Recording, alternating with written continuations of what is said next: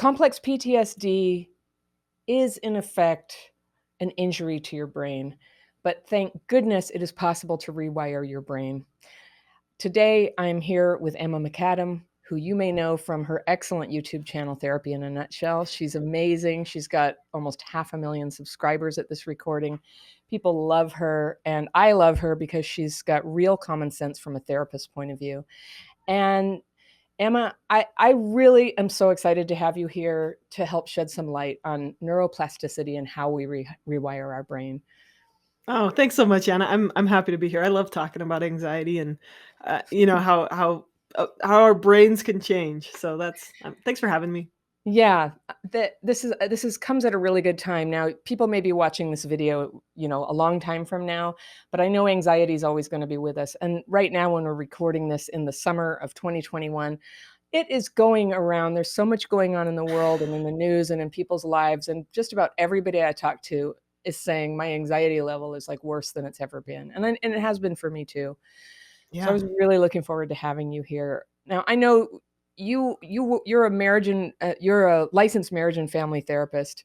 You Mhm. work with people on a range of issues, but I noticed on your channel that one thing that people really, really value is your input about how you can rewire your brain for calming anxiety. And I Mhm. was hoping we could start there, and how you ended up learning about this, how this became such a specialty for you. Yeah, let's talk about it. So, our brain, everyone's brain is designed to be very plastic or very moldable and shapeable. That is how our brain is built. It's built to change and adapt to situations, and it's built to adapt to our circumstances and what goes on around us. And this is um it's a double-edged sword, but in general it's a really good thing. So, I don't know if some of you guys noticed, like, here's a practical example. Like, during the lockdown and during shutdown and quarantine, a lot of people became a little bit less comfortable, being out in social situations. That's an example of neuroplasticity, right? So the more time you spend indoors, the more your brain is like, you know what, this is hard, but I'm going to adapt. I'm going to make you more comfortable at staying in and hanging out with yourself. Now, for some people, obviously, this was really distressing and this was really painful. I mean, for all of us, I think it was. But then we try and reintegrate back into society and we start to feel a little bit more anxiety. And that's just like because your brain kind of downshifted, your brain adapted to being more alone. And that's like an example of how your brain can wire itself to be more anxious, but it can also wire itself to be less anxious depending on how we use it and what we're doing. I've seen this in your videos that what I love about your work is that you point out some of the positive adaptations that a lot of the stuff that we consider to be like brokenness, like Yeah. getting anxious is actually like a positive. It's not necessarily a bad thing. It's appropriate, and it's an adaptation to what's going on. Yeah, and your channel focuses so much on CPTSD. I mean, let's talk about that. So when a child is in an environment that's really stressful, they're gonna have these reactions where they're gonna have usually a more sensitive anxiety response. They're gonna be more aware of what's going on around them.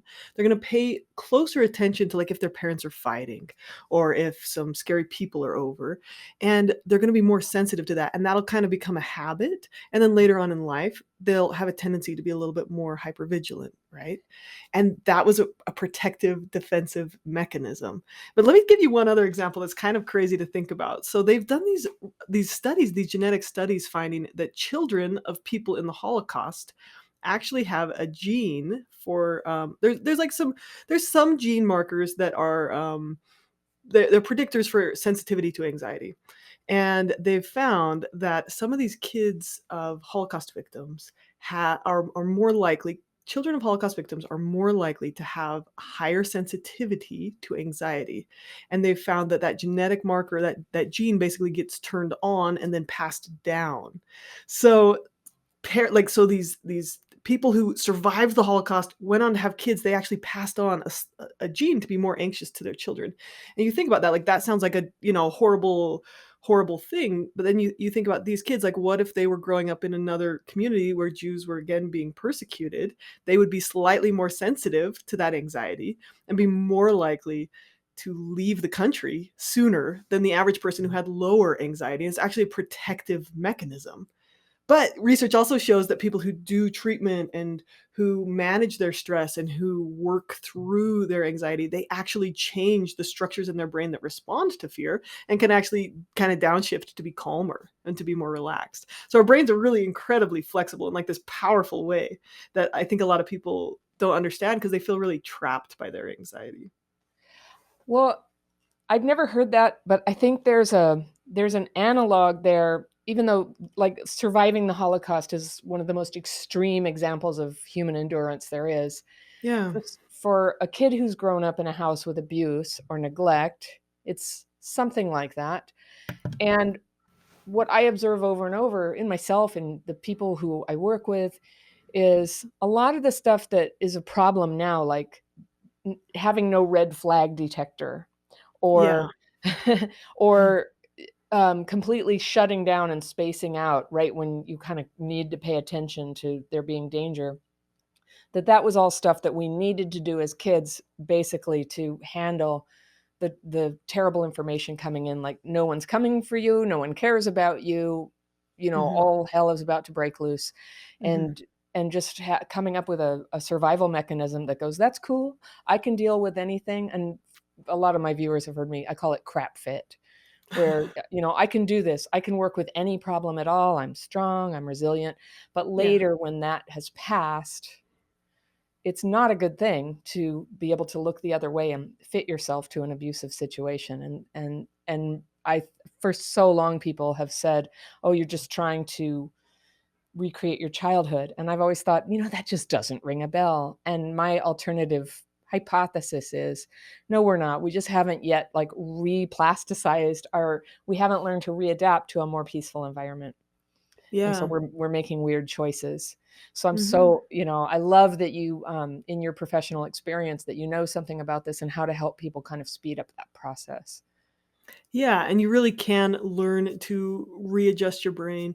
I mean, our brain is so powerful and so adaptable, and there's so much that can be done to help your brain learn how to interpret situations differently. And so we talk about this a lot with anxiety treatment in general. Do you want me to talk about the anxiety cycle a little bit and how that works? How Yeah. we make ourselves more anxious and how we make ourselves less anxious? Yeah. Yeah, so Yeah. How does with that work? things yeah, with anxiety is essentially the perception that you're in danger, right? When you feel some fear, you feel like you're in danger. And, anxiety is kind of like a smoke alarm. Sometimes when you feel anxiety, you are actually in danger. There is actually a fire. But much of the time when you feel anxiety, you're actually safe. It's like the smoke alarm is going off because you cooked bacon or because your shower was too hot or something like that, right? So when we feel in danger and we're actually in danger, the anxiety response is going to pump out this kind of natural fight, flight, or freeze response. We're going to fight someone off, we're going to run away, or we're going to freeze up and shut down, like you talked about. That's actually really functional. We're supposed to do those things, and our deep brain is so wise in keeping us safe that it's gonna trigger those reactions faster than really our thinking process works. And that's functional, right? So, like, if you're a kid in an abusive home and you just shut down, freeze up, hide in a corner, that's probably a really effective thing to do if your parents are going at it or whatever, right? But as an adult, if you're at work and your boss is like, "Hey, you gotta get this assignment done on time," and you're like, "I'm gonna shut down, freeze, and hide under my desk," that's not gonna be super effective. So, in that situation, you feel like you're in danger. You have this feeling like, "Oh my gosh, I'm in danger," but you're actually safe. There's no physical threat.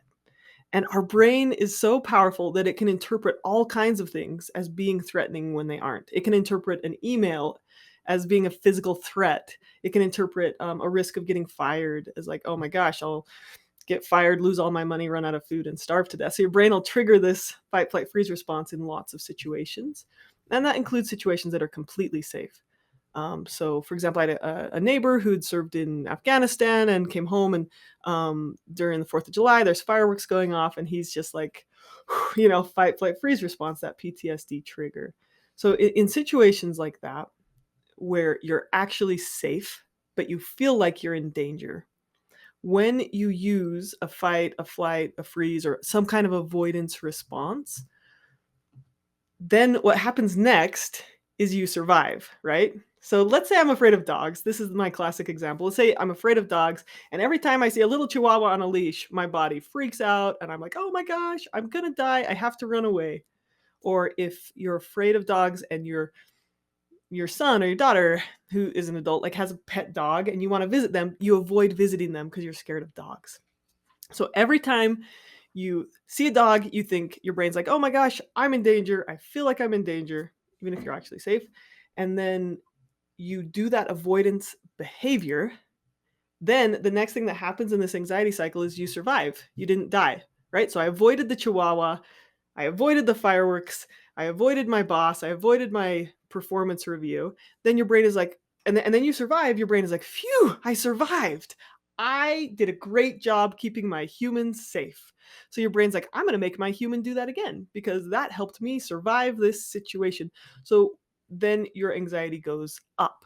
And that's how you train your brain to get more and more anxious, is by avoiding situations. So it's counterproductive.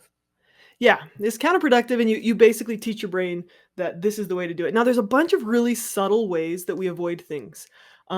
Worry is like a subtle form of avoidance. Like, oh, I'm worried about my performance review. I'm going to think about it for 6 hours, and then I'm going to survive my performance review. And then my brain's like, phew, good thing you worried about that for 6 hours. I'm going to make you do that again and be more anxious, right? And there's other ways that we avoid things. So like someone with OCD, they might avoid something by compulsively checking over and over again. And the treatment would be like, stop avoiding it, like stop checking, right? Or someone with social anxiety might avoid a social situation. Someone with panic disorder might do everything in their capability to never be in a situation where they might experience a panic attack. And when you do that, you train your brain that like, oh, social situations are dangerous. Talking with your boss is dangerous. You train your brain to be more anxious. How's that for a dump truck of information all in one little? It just explains so much. It Mhm. explains so much, and it's not something that I've really heard out there before, that actually successfully surviving something that worries you can Mhm. reinforce you to keep doing it. I Mhm. had this so I was camping last week. I have a son who's 18. He's a good swimmer, and Mhm. we were swimming, and there were times when I couldn't see him, and I figured he was around some corner jumping off rocks and swimming, but he was by himself, which is generally not that safe. It probably wasn't a cause for a panic attack, but with all the stuff going on in the world right now, I don't know, I got really vulnerable, and I started feeling like I was having a panic attack about where was he? Where was he? And I couldn't Mhm. find him. And Yeah. I was texting him, but he's swimming, so he doesn't have his phone. And I couldn't quite control it. It was coming out of nowhere. And like, what do you recommend to people when they're just having like breakthrough anxiety? It's just kind of like coming in out of the environment. Yeah, yeah, and anxiety, I mean, I experience this too, right? Like I lose sleep sometimes, more often than I'd like, and I get really worried about finances, or I get really worried about whatever, and I get worried about what's going on in the world, and I get worried about what's gonna happen this fall, and what's gonna happen with school, and, it's just, like, so many things. So how do we I guess there's a couple things here that I would say. The first thing is to reverse this anxiety cycle, um, there's 2 parts, and the first part is to say, "Am I actually in danger, or am I actually safe?" And so the first really important step is to reassure yourself, like, I'm like, even though I feel like XYZ, I am actually safe. Even though I feel scared of this chihuahua, I'm actually safe. Even though this performance review made me feel really nervous, I'm actually safe. Like, I will not starve to death. There's plenty of soup kitchens. Like, I make jokes like that to myself, but like I make jokes, and I kind of try and just remind myself, like, I'm actually safe in this present moment. And then you make a choice. Is this situation something that I can face right now? And with anxiety treatment in general, you try to dial it down into like tiny little chunks you can face. Because if a person chooses to say, okay, I feel scared of this chihuahua, and then I sit down and I face it, and you would start even further back than that with anxiety treatment, and you'd look at pictures of a chihuahua, and then you'd look at a chihuahua on the other side of a window, and you'd stand there until your body calmed down, and you'd stay with it until you calmed down. And then you would maybe sit in a room with a chihuahua on a leash, but you wouldn't touch it. And then maybe you'd touch the chihuahua. Like, this is very gradual exposure to facing these situations, and you do that until you can calm down in the presence of a situation. So that's like the big picture. And then when you do that, when you face that chihuahua, you sit with the chihuahua in a room and you don't die, your brain is like, "Oh, my human survived being in a room with a chihuahua. I guess I can decrease my anxiety around chihuahuas." And then your brain learns, like, "Oh, chihuahuas aren't as dangerous as I thought they were."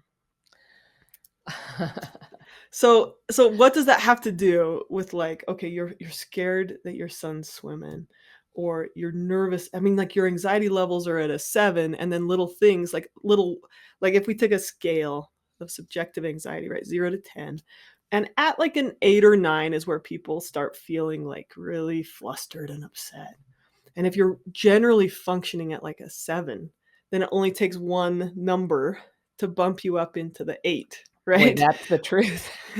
Or 2 to bump you up into a 9, right? And that's where you're like, there you go, full blown panic attack, right?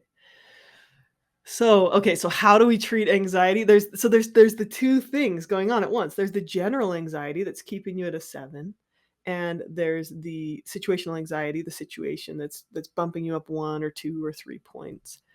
So how do we use this knowledge of the anxiety cycle? When we slowly and safely face a situation and overcome it, then our brain learns you're safe, you can calm down. Um, so how do we do that with general anxiety? So general anxiety is like, oh, I've got 100 little things that I'm not even aware of that are keeping me up at night, or I've got 100 little things that are keeping me feeling anxious. Well, when we try not to think about them, or we distract ourselves a lot, or we keep ourselves really busy, that is a very subtle form of avoidance that tells your brain that these things are actually dangerous. And that keeps you stuck in general anxiety. Oh, how interesting. Avoidance is one of the favorite bag of tricks items for people with CPTSD. Absolutely, yeah. Well, and as a kid, it was your only option, right? You couldn't change the situation. No, you couldn't. You couldn't. And the more that I work with people and see their comments on YouTube and see their emails about what goes on, but it hadn't occurred to me, you're talking about a subtle level of avoidance, and that Mhm. resonates really strongly with me that it's subtle, it's sneaky, like you don't even know you're avoiding something. I have this thing I call covert avoidance where you just kind of say you'll come to the party and then at the last minute say you couldn't or don't return emails. It's really common. Lots of people do Yeah, it. yeah. And the way I see it is it's just that people are triggering. And Mhm. if you're already dealing with a certain amount of trauma and stress, and it's like a stack of pancakes. Some days you Yeah. can deal with those emails and some days there's already too many pancakes under it. You can't take that last pancake and it just goes undone. Then there's consequences. Then you can't face that person. Then you can't go to the party a year from now. It just sort of Right. piles up, and it seems to me that a lot of healing is like just starting to tackle the problems one at a time, so there are fewer Mhm. problems and fewer things to feel ashamed about. I wondered if you could talk about that, like the shame that is attached to not just feeling anxious, but the behavior that results because you were anxious. Yeah. Yeah, and I feel that too. Like, I feel like, especially as a professional who's kind of specializes in anxiety, I feel like, oh, I shouldn't feel anxious. Like, our society really kind of is like, oh, you should have all your crap together. You should get this all figured out. Um, and it's hard. It's legitimately hard. And, it's especially hard if you've experienced some things as a child that tell you the world is dangerous, right? Like, it's easier to feel in danger a lot more. So what do we do with shame? Okay, shame is this secret idea, like, shame is this idea that if people really knew this about me, they wouldn't like me. I have to hide this. Or shame says, you know, I shouldn't feel this way. It's bad for me to have these feelings. I must be broken. I must be defective, and there's nothing I can do about it. And that keeps people trapped in that cycle of hiding or avoiding situations instead of choosing to let something go, like actively making a choice, like, "I can say no to this party, or I can go to this party." Shame is like, "I'm just gonna decide I'm a bad person and then curl up in a ball." Right? What do you think about that? Like, how do you think shame impacts those choices? The older I get, I think that there is shame at such like subterranean levels of our beings that you can do so much healing and not get to that. I had this really powerful conversation with my older kid the other night, and I told him, I said, I'm just like, I don't know why I'm really like, I I'm taking everything really hard. There's this extra anxiety. And it is, I think it's a lot of stuff going on in the world. I don't really have anything immediately wrong in my life, but in my community, I don't know, there's a lot of discord, everybody fighting about, just all the online arguments about what to do. I'm really sensitive to that. I had in my Yeah. childhood, my parents fought a lot.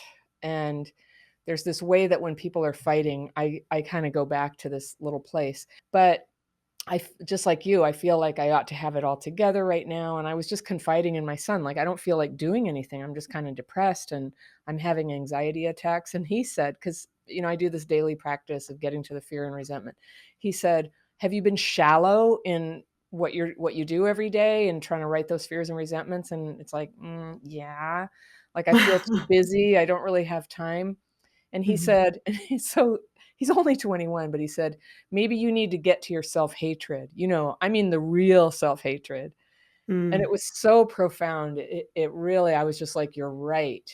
And the next day, I just went ahead and took like 2 or 3 hours to keep writing the real fear and resentment I have about really, like not being good enough. But, sooner or later, the truth is going to come out. This will never work. You know how you are. Just this really like self-attack thought going on. And I can watch that like take my anxiety and just start amping it up and amping it up. And I'll start seeing the world in these bleak terms and start getting anxious at a level that's inappropriate to what's going on because in fact nothing's going on. I was having thoughts. Yeah, That's yeah. all. And having a name and saying it really helps. Mhm. But I can't tell you how much shame, like having overreacting to things like that, getting too anxious, getting too sad, getting too clingy, getting too push away. It's just a big shame factory. Yeah. So shame is a cue to like just get a little bit more real, a little more real. Mhm. That's Yeah, I think that's very wise. I think that's very wise, and I think it says a lot about you and how you raised your kids that they're so wise. Like, that says a lot. kind And of a what you just miracle. Nah, maybe, but I think you should give yourself some credit too, you know? Yeah. Um, but what you just described was, I mean, if the anxiety cycle is when something comes up that's scary, we avoid it. And if the anti anxiety cycle is when something comes up that's scary, we stand in our place. Like you just described how to do that. You sit down, you tell someone about it, you write about it, you breathe into it, you give it a name, and you say, "Hello, anxiety. Thanks for showing up today. Hello, thought that I'm a worthless piece of crap. Nice Yeah. that you showed up today too, but you're just a thought, right?" And I can totally relate with you. Like, especially, oh, I feel really insecure in my relationships too, and I'm like, I think I'm in a really solid marriage, but I constantly think like, not constantly, but I get into moments where I'm afraid and I'm scared. And then I do it. Like, one of the ways we avoid that fear is like what you just described, like attacking, defending, withdrawing. And these are all ways to kind of all ways to really kind of avoid that fear, and that's what gives fear power. That's what gives anxiety power. So shame, they always say shame dies in the sunlight, right? Like bacteria dies in sunlight, shame dies in sunlight. When we say, "Hello, this is shame. Hello, this is a thought. Hello, I'm having this feeling." And we write it down, we face it, we sit with it. Kind of, do you find it fizzles a little bit? It loses some of its Yeah. power? and telling somebody about it. And it's Yeah. such a my favorite feeling is, like, going from crying how hard everything is to laughing because it's just so funny because 'cause I'm, like, doing that again. Yep. Totally. Yes. I mean, like, and the other week, I had okay, so this is probably too much information, but I had my period. Normally my periods are pretty chill, but, like, this one was, like, one of those nasty ones where I got so depressed and so irritable and so just like, "Ugh," and it's like, afterwards to be like, "Oh my gosh, I was a monster. Ha ha. Hello, period." Like, that's, like yeah, you take away some of its power to decide what you think and what you feel. So I learned, that one of the things that really helped me, and I'm surprised how much it's not commonly taught, but back when I first got into 12-step recovery, I discovered people who very easily apologized for things, like, for real, not just, like, mhm, fake apologies. It's like, "I'm sorry you feel that way." Like, right. nobody likes that, it's offensive, but when they go, "Oh, I get it. I was really dismissive to you and I didn't listen. I'm sorry." Yeah, And that's another tool that's helped me. Like, a lot of what makes me anxious is fearing that I'm no good, and I fear I'm no good partly because I've done something that's not very good sometimes. yeah, It's not always that, or I've forgotten something, or I'm neglecting something, but if I've said something harsh to somebody and that's somebody that because I get dysregulated, I say harsh things sometimes, and yeah, sometimes I only realize it because I can see in another person's face that they're feeling hurt, or I can hear it in their voice, and the faster I can get to where I go, "I just hurt your feelings, didn't I?" And then the more accurately I can say that I understand what just happened. I can't always understand. Sometimes I have to have some communication about that. yeah, But also that helps kind of bring back, I don't know, I think that anxiety in a way is the opposite of dignity mm, in interpersonal things. I mean, we all fear about money or food or something, and there's no loss of dignity in worrying about those things, but the anxiety about pushing everybody away, which is really common for people with CPTSD. "I did it. I'm gonna do it again," yeah. or, "I feel upset. Here I go again. I'm not gonna be able to control it." And so that power to bring it back down with humility and honesty and, like, I get it. I get what happened. It takes practice, but I feel like that's been a big shame reducer. Yeah, I love how you describe that because that's such like like a practical way to apply this idea of like facing it, right? Like, "Oh, I just said something awful to someone. I feel terrible about this. So I'm gonna" like, the typical response, the natural habitual response is to fight, flight, or freeze, right? Just shut down and withdraw or, um, run away or push someone away, fight them off, yell at them, tell them it's their fault, right?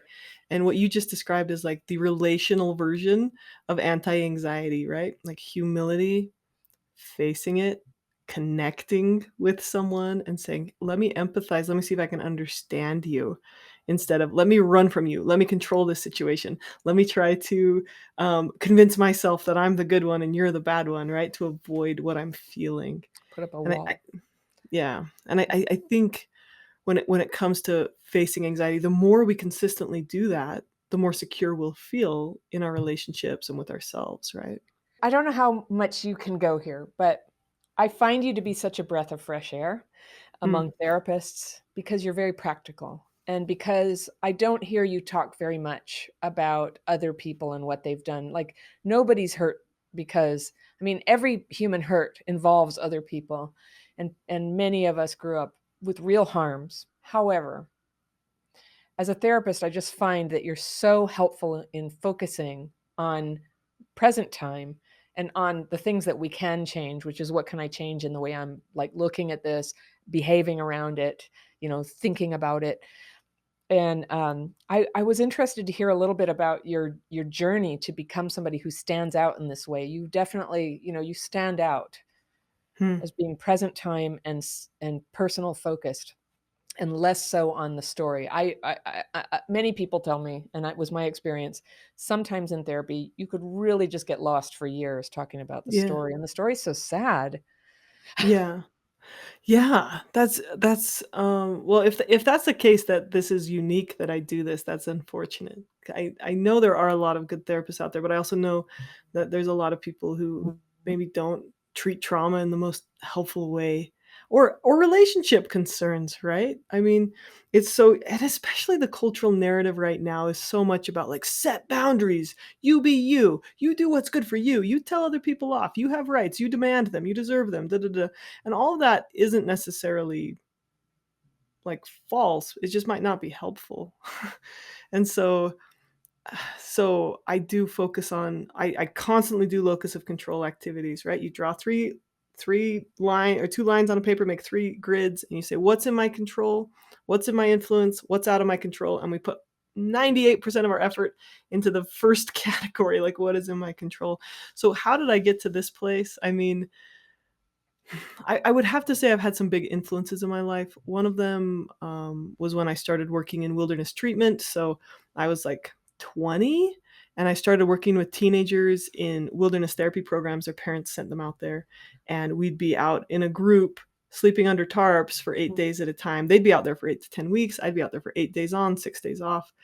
And I had to build, the programs I worked for did not use any consequences. It wasn't like, "Oh, if you don't do this, we're gonna punish you, and if you do this, we'll reward you." It was like, we had our relationship to influence them. We talked with them, we invited them, we asked them, we highlighted to them what the outcome of their choices were. So if a kid didn't wanna hike, we would sit down next to them, and we'd talk to them, sometimes for 3 days, and they wouldn't choose to hike, sometimes longer, right? So I had to learn those skills to have real relationships with people, and that created a lot of transformation for me because I learned a lot of things I was doing that were not good, that were, like, maybe passive aggressive. I was pretty passive aggressive, I would say. I was pretty insecure, and I'm not necessarily cured of all these things, but I'm certainly, like, working on them and growing. um and so those experiences for me, having to have those real relationships, and also, we did constant feedback for each other. We'd constantly sit down in a group and say, "Okay, how are we doing? What's going well? What's not going well? Let's talk." And I'd have 15-year-olds chew me out a lot, and I learned a lot. And so being an environment, it was an environment of growth for me. It was a very intense environment of growth, and I loved it. The kids grew, but I grew, and I tried to make, there was no hierarchy. I mean, we were all expected to be growing together on a journey.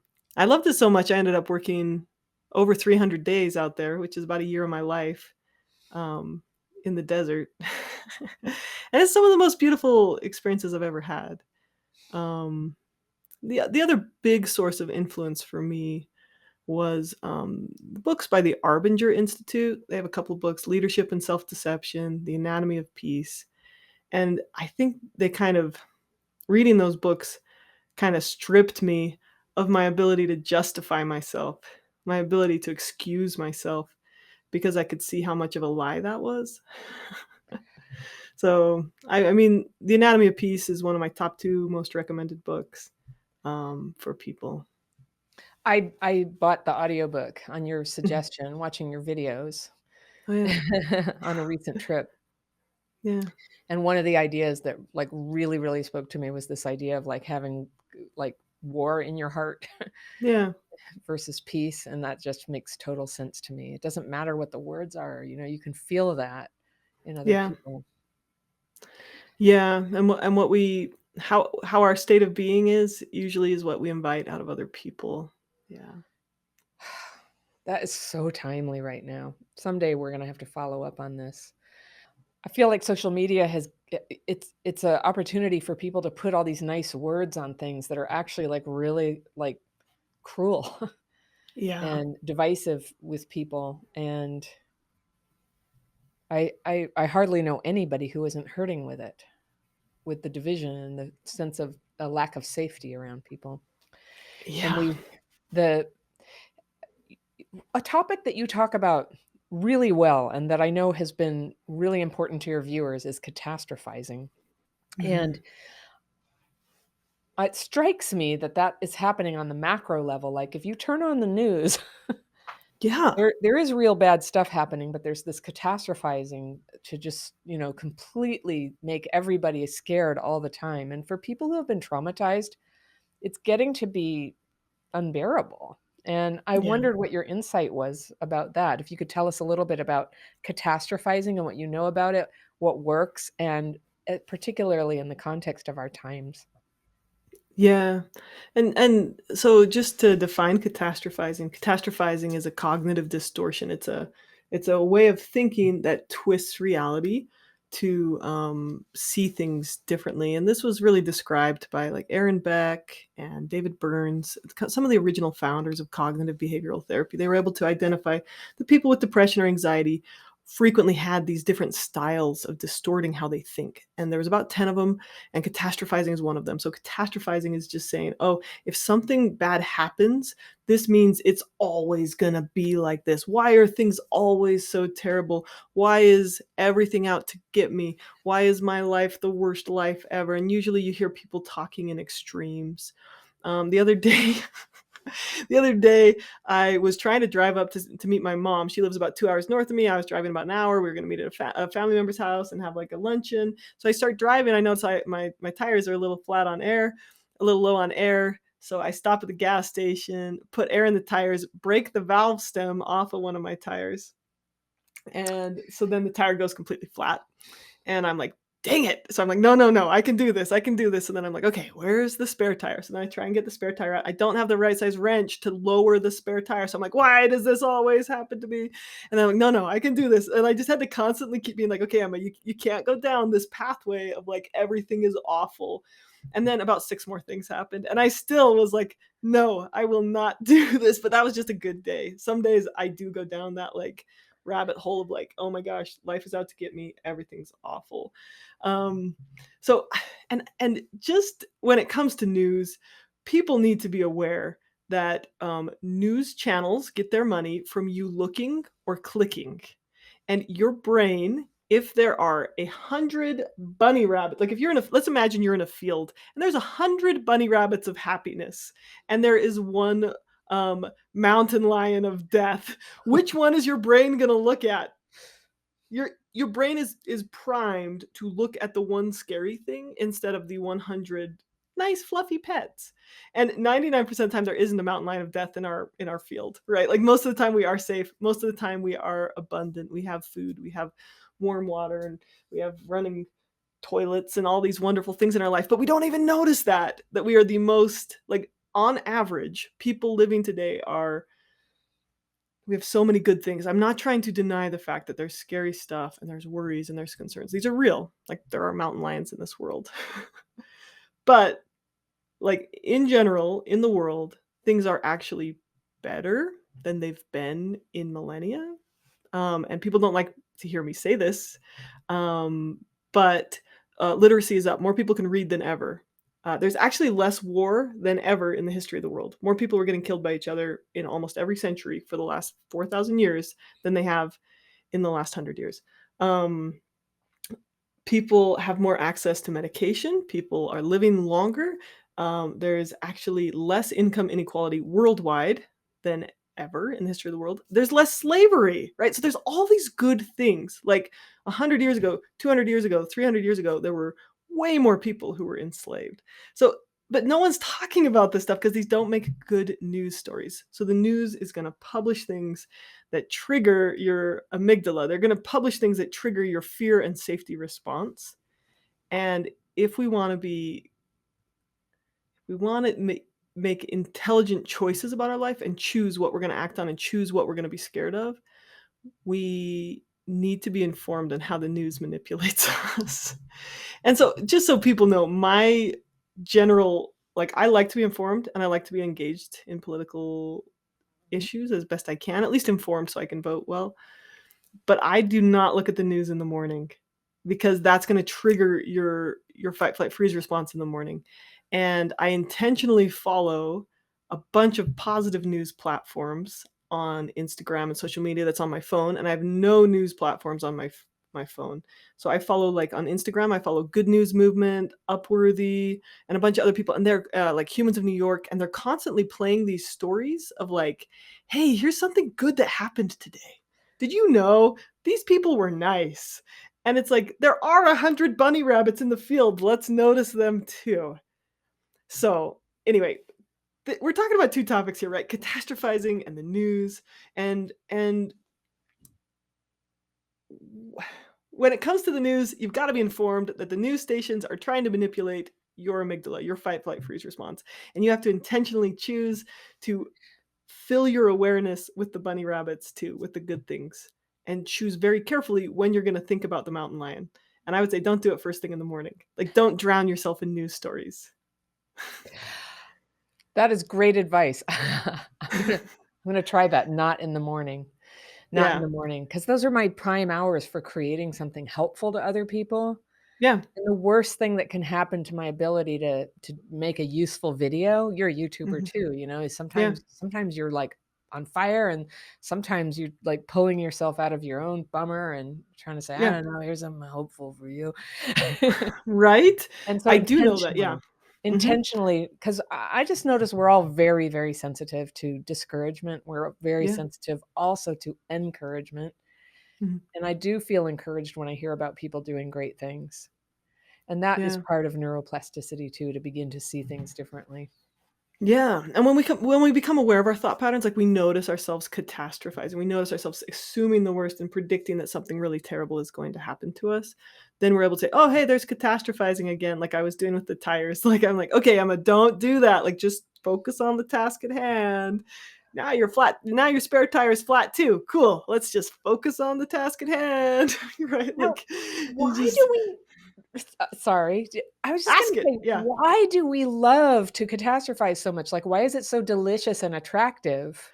I'm so glad you asked that question. I love that question because I think everything we do serves a function. If we can see, like, the nefarious benefits we're getting from thinking the way we do, then we can call ourselves out. Like, that's how I free myself from this stuff. So why do we love to catastrophize? If I in that moment when I'm, like, changing my tire, and just to be clear, I do not always defeat catastrophizing. I'm not perfect. I'm not trying to say that I am. But if in that moment I'm like, screw it, the world's a terrible place. Why is everything out to get me? First I had this and then this and then this. I had 5 things go wrong with my car that day. Um, and I tried to fix each one of them. But catastrophizing feels great because it excuses us from doing the work and being courageous. It excuses us from taking one small piece of action. So if I am at work and my boss says something kind of nasty, if I just say this honestly, "Oh, hey, my boss just said something mean. Now what will I do? I guess I will go back to work." Right?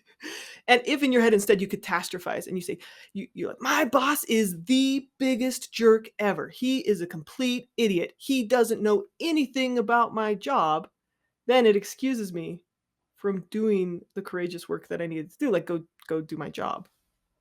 It justifies me in not taking action.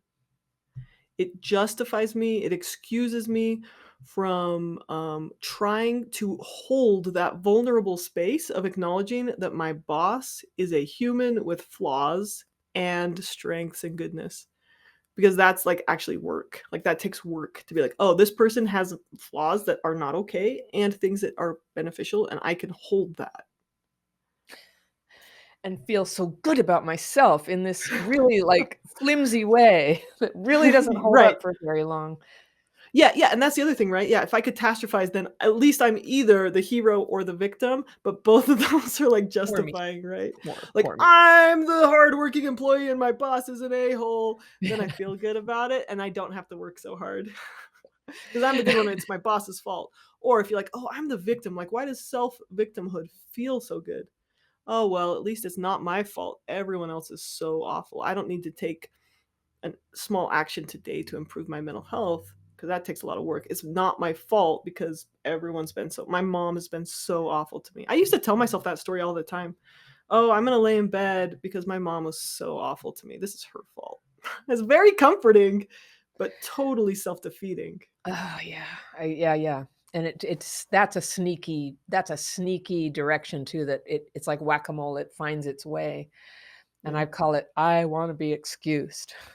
Yes, I like that. I wanna be excused. Like, and I again, I wanna be clear, it's not your fault.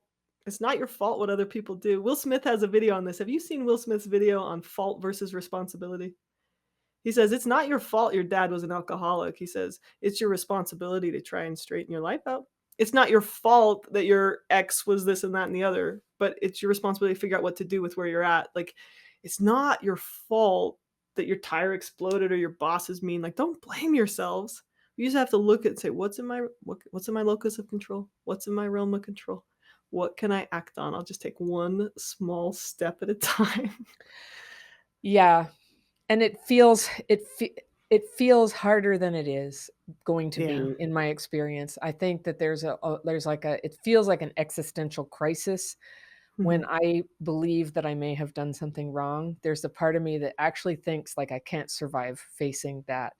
There were Yeah. so many blows and criticisms in the past that there's this part of me that goes, I cannot hear one more thing that I did wrong and change anything. But that actually is the delicious feeling now that does last, is I know what I did. I know what I did. I Yeah. can change that. Yay. Mhm. That I can Yeah. change. Maybe. Mhm. I could And try. it takes so much courage, like, in my relationship with my husband, like, "Okay, I've been doing this too much. Okay, I know that I can just try a little harder to do this a little differently." And it's, like, so much work, but then in the end, it's, like, so freeing. Like, so much freedom, I think. Emma, you have a couple of free courses that people watching this video, if they want to learn more from you, would you tell people how to access that? I will put the links below, but if you could explain what they are. Yeah, I have a free course called How to Process Your Emotions. It's on YouTube. It's 31 videos that teaches you how to work through your emotions so they don't get trapped in your body. And you can see that on my YouTube channel. And then I have another free course on my website. My website is therapynutshell.com. And that free course is called Grounding Skills for Anxiety and PTSD. And it teaches you really how to soothe that fight, flight, freeze response in your body. So both of those I think are good resources for anyone who wants to learn more about anxiety and how to downshift that anxiety in your brain. Do you find that a lot of professionals are watching your videos and I using them to? do, I do. I find a lot of I get a lot of comments from therapists and a lot of comments from therapists saying, "Hey, I'm telling all my clients to watch your videos," which is really gratifying. I do.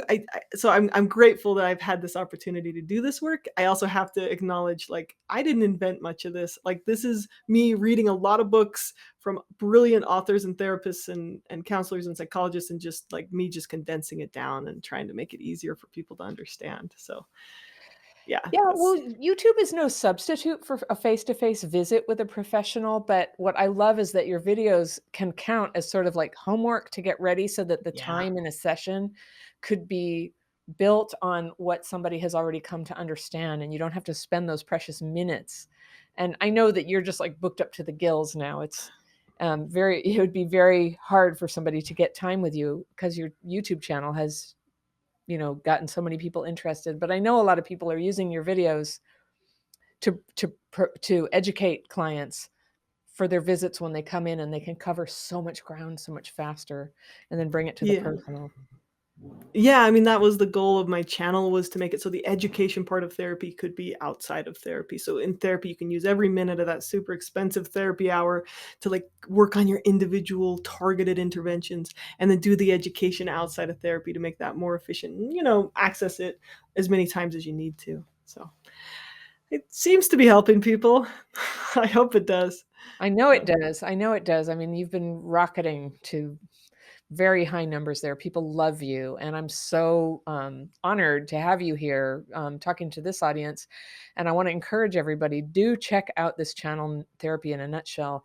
This is it's you have such an ability to take this information that is often presented in a really academic way, or from the armchair of, like, people are so and right, make it like yeah. very accessible to people, and very it honors people. It doesn't talk to them like they're sick. It's just like, here are the tools, you can use them, and I love that. I love that, and I know that my audience values that kind of thinking too. Oh, I can tell. I feel the same way about your channel. I think it's a wonderful resource, very straightforward, and it's like it's not your fault, but here's something you can try. See But if here's this what you helps. can do. I Yeah, know. There's a yeah, so every once in a while, somebody comes on and goes, "You should never use any sort of technique for PTSD on your own. That should always be done under supervision." And I'm always thinking, like, what planet do you live on that everybody has a therapist to talk to all day long? yeah. 24/7 because you're not Yeah. going to get triggered except for outside of session, right? Yeah, yeah, I mean, yeah. except for in session. I mean, that's what I meant. Yeah, Yeah, but I'm in like the middle of a date, I'm freaking out, what do I do? mhm, It's like, "Oh, right. therapist, can you chaperone?" No, the world isn't like that. Even if you had Yeah, infinite money, it wouldn't be like that, but most people in the world don't have anything like the money for even one therapy visit. So what and you've done is so loving and generous. oh, thank you, and I believe in people's inherent ability to grow. Like, therapists can maybe guide people toward that inherent ability, but it's not like we give it to people, like, you already have the capacity, and if we can point people in directions of where to look, you can discover that inside of yourself. That sounds really corny, like a Disney movie or something, but it's like, I really do believe people have an inherent ability to grow and to resolve this injury like you talk about.